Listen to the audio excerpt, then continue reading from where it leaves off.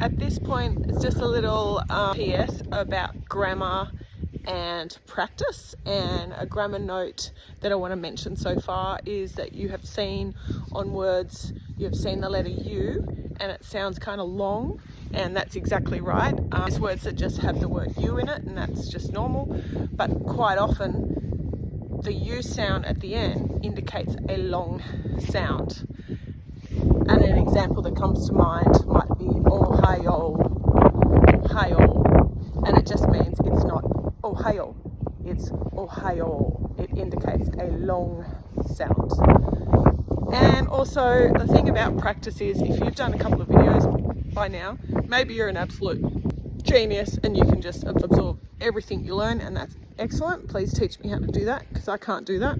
Most of us, we have to practice what we learn.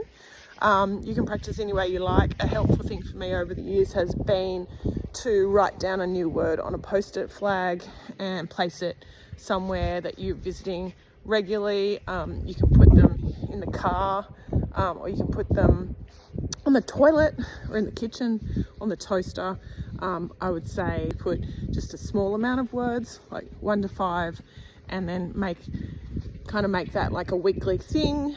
And then when you feel you've mastered that, then you can make a new 5 for the next week, and then maybe rotate them, because you might come back in a month's time and can't remember the first 5. So just a little tip for words, but practice, practice, practice. Go and talk to a tree. Put the words into use.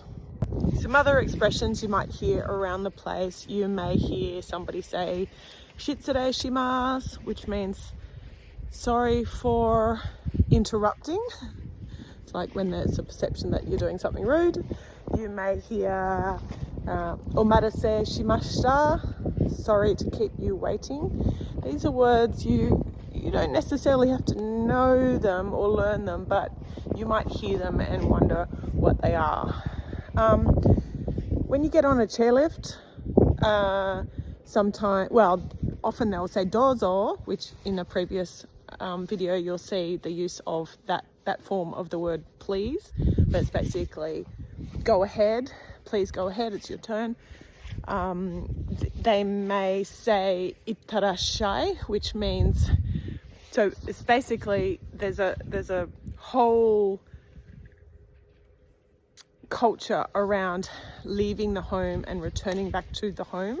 And so usually when people leave the home, they say "itte kimasu," which means I'm going, but I'll come back again. And the reply for "itte kimasu" is "itte rashai." So they have kind of adapted that for the chairlift, which is kind of scary. But basically when you get off, a lot of the times they might say "itte rashai," which is please come back soon, and we sure hope we do. How do you describe food?